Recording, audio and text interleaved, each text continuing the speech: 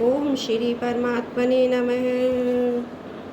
वसुदेवसुतं देवं कंसचारुणमर्दनं देवकी परमानन्दं कृष्णं वन्दे जगद्गुरुं कृष्णं वन्दे जगद्गुरुम्। ओम श्री परमात्मने नमः। अथ द्वितीयोऽध्याय। संजय उवाच तं तथा कृपयाविष्टमश्रुपूर्णाकुलेक्षणं विषीदन्तमिदं वाक्यमुवाच मधुसूदनः। संजय बोले, उस प्रकार करुणा से व्याप्त और आंसुओं से पूर्ण तथा व्याकुल नेत्रों वाले शोक युक्त उस अर्जुन के प्रति भगवान मधुसूदन ने ये वचन कहा।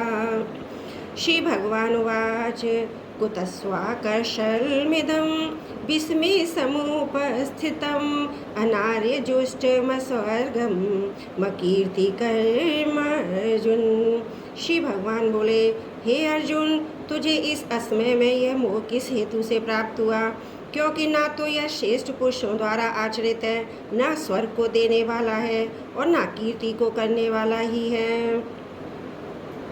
क्लेव्यं मासं गमः पार्थ नेतत् त्वयुपपद्यते क्षुद्रं हृदय दौर्बल्यं त्वकतय उष्टेति परन्तप। इसलिए हे अर्जुन, नपुंसकता को मत प्राप्त हो, तुझ में ये उचित नहीं जान पड़ती। हे परम तप, हृदय की तुच्छ दुर्बलता को त्याग कर युद्ध के लिए खड़ा हो जा। अर्जुन उवाच कथं भीष्ममहं संख्ये द्रोणं च मधुसूदन ईशुद्भिः प्रतियोत्स्यामि पूजार्या बरिसूदन। अर्जुन बोले, हे मधुसूदन, मैं रणभूमि में किस प्रकार बाणों से भीष्म पितामह और द्रोणाचार्य के विरुद्ध लड़ूंगा? क्योंकि ये हरिसूदन वे दोनों ही पूजनीय हैं। गुरु न हत्वा ही महानुभावान् श्रेयो भोक्तुभेक्षमपि लोके हत्वार्थ कामस्तु गुरुनिहेव भुज्य भोगान रुधिरे प्रधिज्ञधान।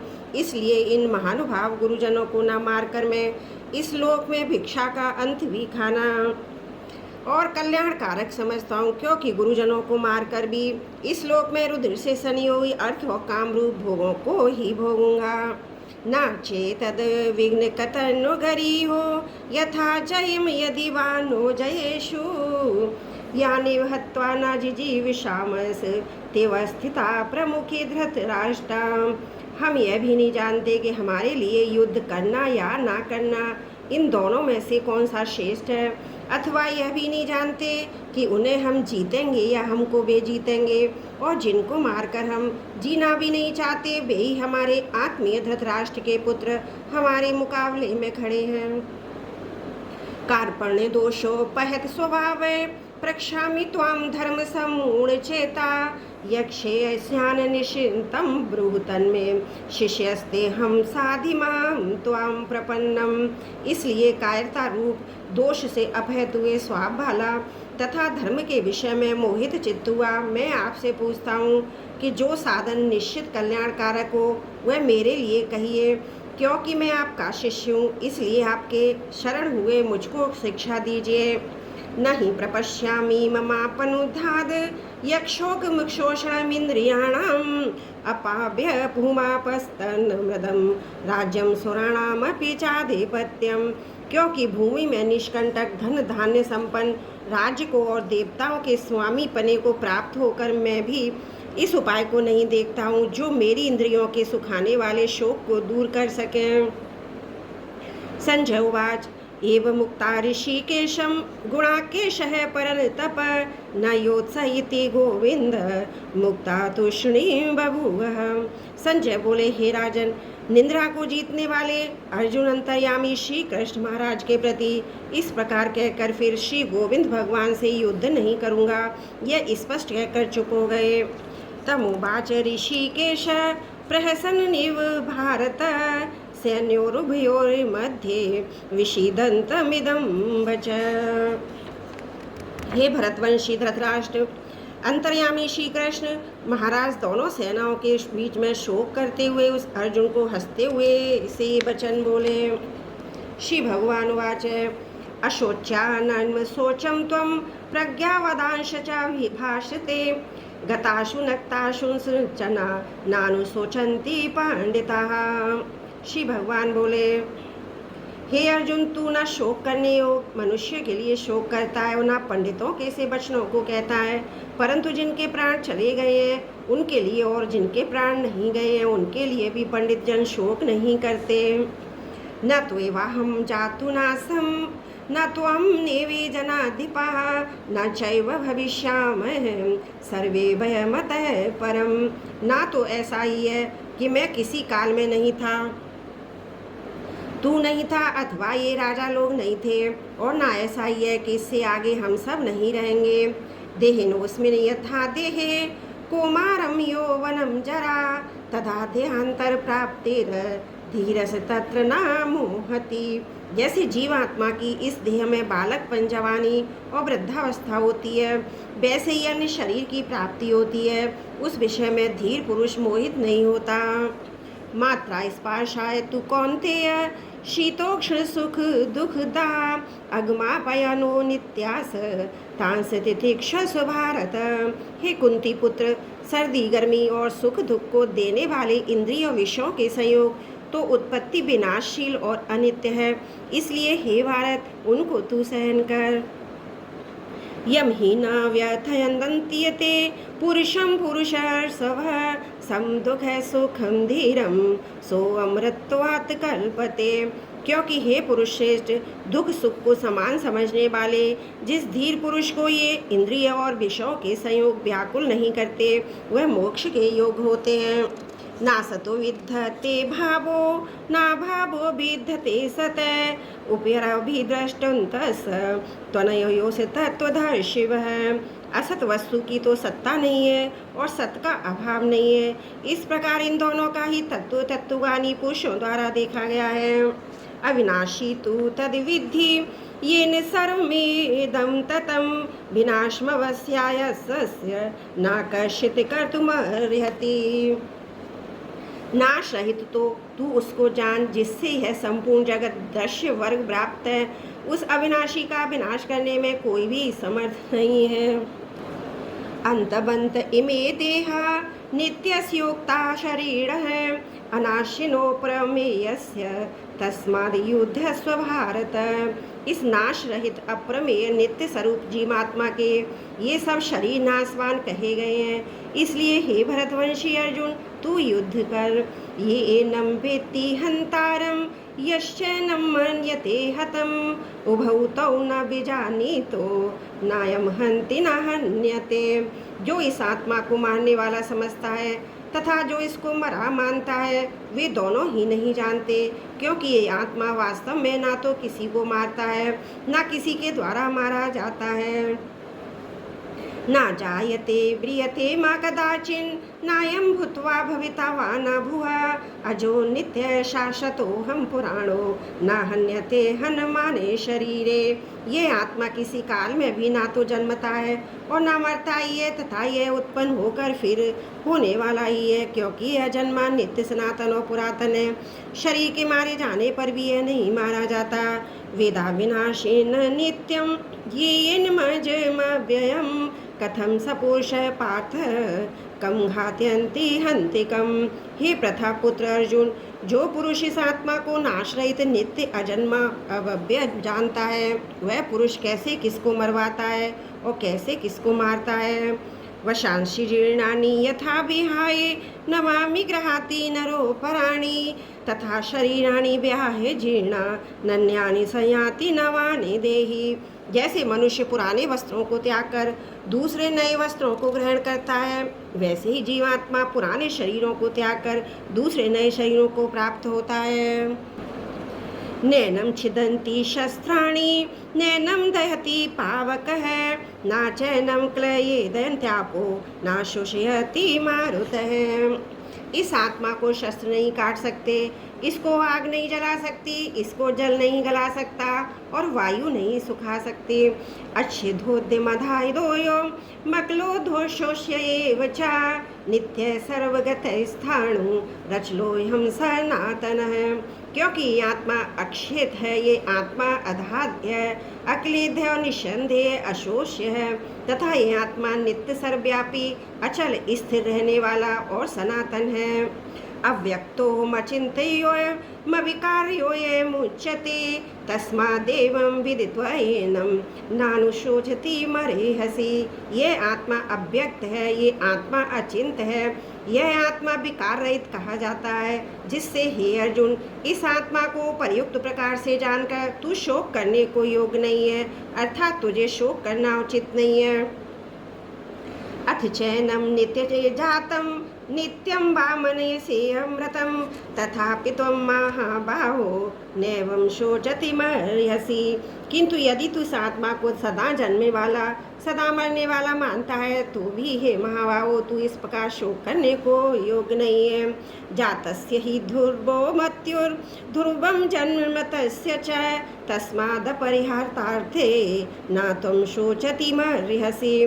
क्योंकि इस मान्यता के अनुसार जन्मे हुए की मृत्यु निश्चित है और मरे हुए का जन्म निश्चित है, इससे भी इस बिना उपाय वाले विषय में तू शोक करने को योग्य नहीं है।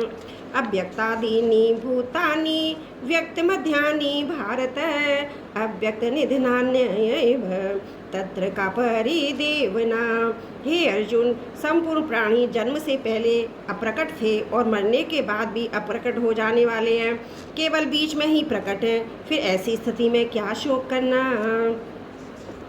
आश्चर्यवत् पश्यति कश्चिदेन माश्चर्यवद् वदति तथैव चान्य आश्चर्यवच्चन मन्यः शृणोति श्रुत्वाप्येन वेदना चैव कश्चित्।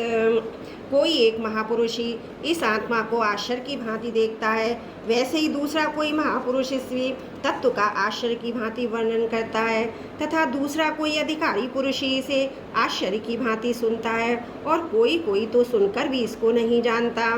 देहि नित्यम अबध्योऽयं देहि सर्वस्य भारत तस्मात् सर्वाणि भूतानि न त्वं शोचति मर्यसि।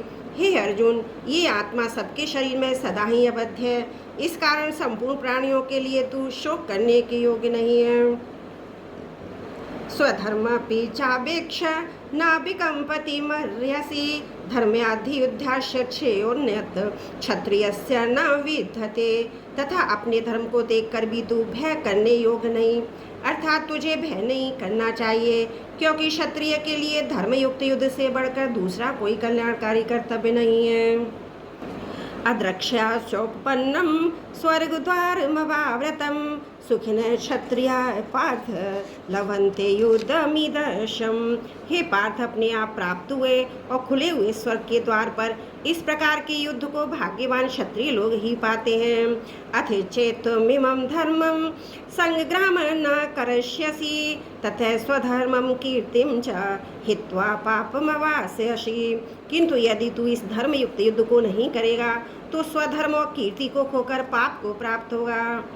अकीर्तिं चापि भूतानि कथयन्ति तेमभ्यां संभावितस्य चाकीर्तिर्मरणादितिरीक्षते। तथा सब लोग तेरी बहुत काल तक रहने वाली अपकीर्ति का भी कथन करेंगे और माननीय पुरुष के लिए अपकीर्ति मरण से भी बढ़कर है। भयाद्रणादुपरतं मश्यन्ते त्वां महारथा येषां त्वं बहुमतो भूत्वा यास्यसि लाघवम्। और जिनकी दृष्टि में तू पहले बहुत सम्मानित होकर अब लघुता को प्राप्त होगा, वे महारथी लोग तुझे भय के कारण युद्ध से हटा हुआ मानेंगे। अवाच्यवादांश च बहून् वदिष्यन्ति तवाहिता निंदन्तस्तव सामर्थ्यं ततो दुःखतरं न कुप्यम्। तेरे बैरी लोग तेरे सामर्थ्य की निंदा करते हुए तुझे बहुत से न कहने योग्य वचन भी कहेंगे, उससे अधिक दुख और क्या होगा। हतो वा प्राप्यसि स्वर्गं जित्वा वा भोक्ष्यसि महीं तस्मात् तुष्टि कौन्तेय युद्धाय कृत निश्चय। या तो तू युद्ध में मारा जाकर स्वर्ग को प्राप्त होगा अथवा संग्राम में जीतकर पृथ्वी का राज्य भोगेगा। इस कारण हे अर्जुन, तू युद्ध के लिए निश्चय करके खड़ा हो जा। सुख दुखे समेकत्वा लाभालाभो जया जयो ततो युद्धाय युजस्व नैवं पापमवास्यसि। जय पराजय, लाभ हानि, सुख दुख को समान समझकर उसके बाद युद्ध के लिए तैयार हो जा। इस प्रकार युद्ध करने से तू पाप को नहीं प्राप्त होगा। एषा ते विहिता सांख्ये बुद्धिर्योग उत्तमं शृणु बुद्ध्वा युक्तो यया पार्थ कर्म बंधम प्रयास्यसि। हे पार्थ, यह बुद्धि तेरे लिए ज्ञान योग के विषय में कही गई। अब तू इसको कर्म योग के विषय में सुन। जिस बुद्धि से युक्त हुआ तू कर्मों के बंधन को भली भांति त्याग देगा, अर्थात सर्वदा नष्ट कर डालेगा। नेहाभिक्रम नाशो अस्ति प्रत्यावायु न विद्यते स्वल्पमवप्स्य धर्मस्य त्रायते महतो भयात्। इस कर्मयोग में आरंभ का अर्थात बीज का नाश नहीं है, उल्टा फल रूप दोष भी नहीं है, बल्कि इस कर्मयोग रूप धर्म का थोड़ा सा भी साधन जन्म मृत्यु महान भय से रक्षा कर लेता है। व्यवसायत कई बुद्धि रेके कुरु नंदन भवशाखा हंतन साश बुद्धियो व्यवसायिनाम। हे अर्जुन, इस कर्मयोग में निश्चयात्मिका का बुद्धि एक ही होती है, किंतु अस्थिर विचार वाले विवेकहीन सकाम मनुष्यों की बुद्धियां निश्चय ही बहुत भेदों वाली अनंत होती हैं। यामी माम पुष्पितां वाचम प्रवदयन्त विपश्यत वेदवाद रता पार्थ नान्यदस्तीति वादिन कामात्मान स्वर्ग परा जन्म कर्म फल प्रदाम क्रिया विशेष बहुलायाम भोगे ऐश्वर्य गतिम प्रति भोगे ऐश्वर्य प्रसक्तानाम तया प्रहत चेतसाम व्यवसायतिका बुद्धि समाधुना विधीयते। हे अर्जुन, जो भोगों में तन्मय हो रहे हैं, जो कर्मफल के प्रशंसक वेद वाक्यों में ही प्रीति रखते हैं, जिनकी बुद्धि में स्वर्ग ही परम प्राप्य वस्तु है और जो स्वर्ग से बढ़कर दूसरी कोई वस्तु ही नहीं है, ऐसा कहने वाले हैं, वे अविवेकी जन इस प्रकार की जिस पुष्पित अर्थात दिखाऊ शोभा युक्त वाणी को कहा करते हैं, जो कि जन्म रूप कर्म फल देने वाली एवं भोग तथा ऐश्वर्य की प्राप्ति के लिए नाना प्रकार की बहुत सी क्रियाओं का वर्णन करने वाली है। उस वाणी द्वारा जिनका चित्त हर लिया गया है, जो भोग और ऐश्वर्य में अत्यंत आसक्त हैं, उन पुरुषों की परमात्मा में निश्चयात्मिका बुद्धि नहीं होती।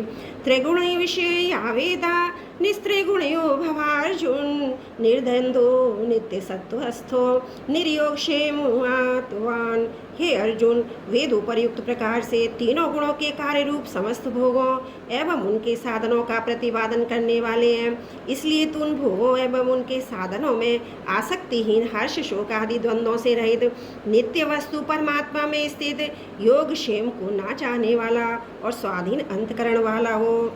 यवानर्थ उत्पाने सर्वतः सप्तुलोदके त्वावान सर्वेषु वेदेषु ब्राह्मणस्य बीजानतः।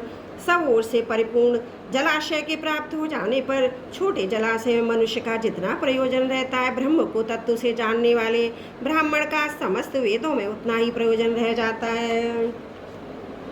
कर्मण्येवाधिकारस्ते मा फलेषु कदाचन मा कर्मफल हेतुर्भुर्मा ते संगोत्सकर्मणि। तेरा कर्म करने में ही अधिकार है, इसके फलों में कभी नहीं, इसलिए तू कर्मों के फल का हेतु मत हो, तेरी कर्म न करने में भी आसक्ति न हो। योगस्थ कुरु कर्माणि संगत्वक्ता धनंजय सिद्ध्य सिद्ध्यो समुभूत्वा समत्त योग उच्यते।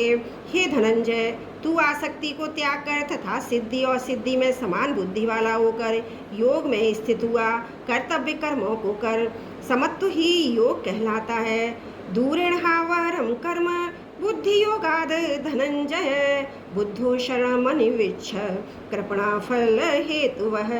इस समत्व रूप बुद्धि योग से सकाम कर्म अत्यंत ही निम्न श्रेणी का है, इसलिए हे धनंजय, तू समबुद्धि में ही रक्षा का उपाय ढूंढ, अर्थात बुद्धि योग का ही आश्रय ग्रहण कर, क्योंकि फल के हेतु बनने वाले अत्यंत दीन है। बुद्धि योग तो जहाती है उभे सुकृत दुष्कृते तस्माद् योगायुज्यस्य योग है कर्म सुकौशलम। समबुद्धि युक्त पुरुष पुण्य और पाप दोनों को इसी लोक में त्याग देता है, अर्थात उनसे मुक्त हो जाता है। इससे तू सम तत्व रूप योग में लग जा। यह समतत्व रूप योग ही कर्मों में कुशलता है, अर्थात कर्म बंधन से छूटने का उपाय है। कर्मजम बुद्धि युक्ता ही फलम त्वक्ता मनीषण जन्म बंध विनिर्मुक्ता पदम गच्छन त्यनामयम। क्योंकि समबुद्धि से युक्त ज्ञानी जन कर्मों से उत्पन्न होने वाले फल को त्याग कर जन्म रूप बंधन से मुक्त हो निर्विकार परम पद को प्राप्त हो जाते हैं। यदा ते मूल कलीलम बुद्धिर्व्यतितरिष्यति तदा गन्तासि निर्वेदम श्रोतभ्य श्रुतस्य च। जिस काल में तेरी बुद्धि मोह रूप दलदल को भली भांति पार कर लेगी, उस समय तू सने हुए और सुनने में आने वाले इस लोक और परलोक संबंधी सभी भोगों से वैराग्य को प्राप्त हो जाएगा। श्रुति विप्रतिपन्नाते यथा स्थायस्ति निश्चला समाधा वचला बुद्धिस तदा योगमवाप्यसि। भांति भांति के वचनों को सुनने से विचलित हुई तेरी बुद्धि जब परमात्मा में अचल और स्थिर ठहर जाएगी, तब तू योग को प्राप्त हो जाएगा, अर्थात तेरी परमात्मा से नित्य संयोग हो जाएगा। अर्जुन उवाच स्थित प्रगस्य का भाषा समाधितस्त केशव स्थित धीय किम प्रभाषेत किमासीत व्रजेत किम।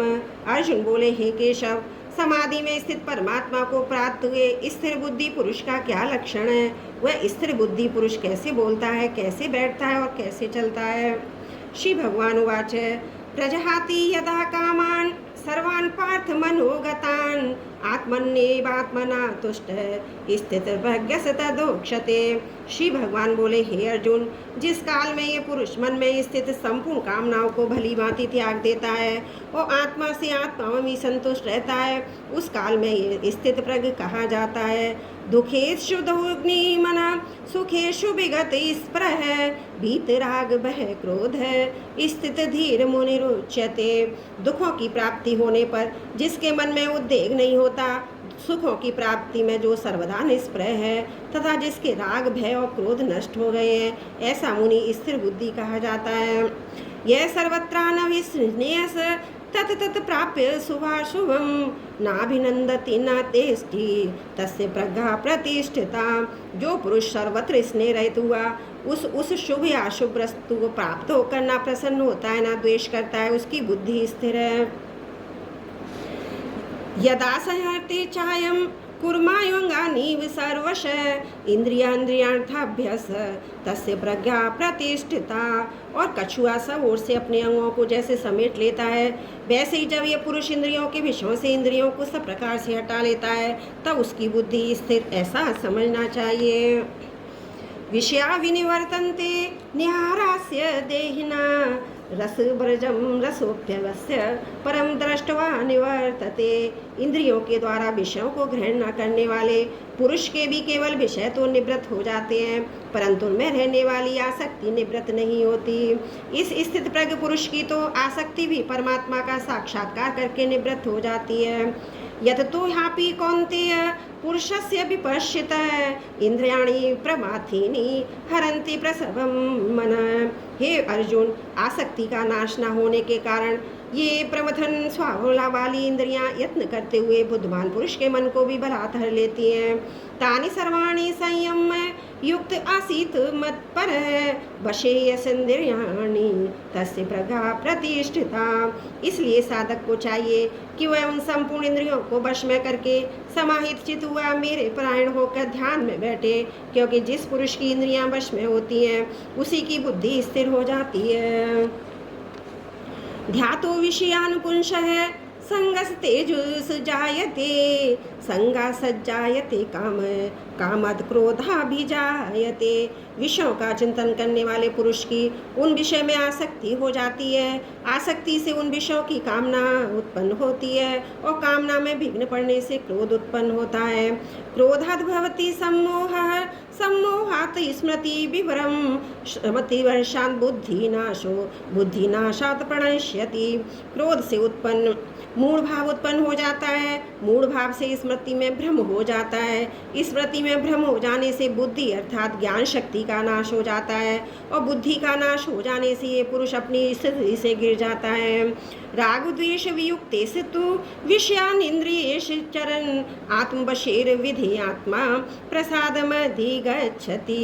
परंतु अपने अधीन हुए अंतकरण वाला साधक अपने वश में की हुई राग द्वेष से रहित इंद्रियों द्वारा विषयों में विचरण करता हुआ अंतकरण की प्रसन्नता को प्राप्त होता है।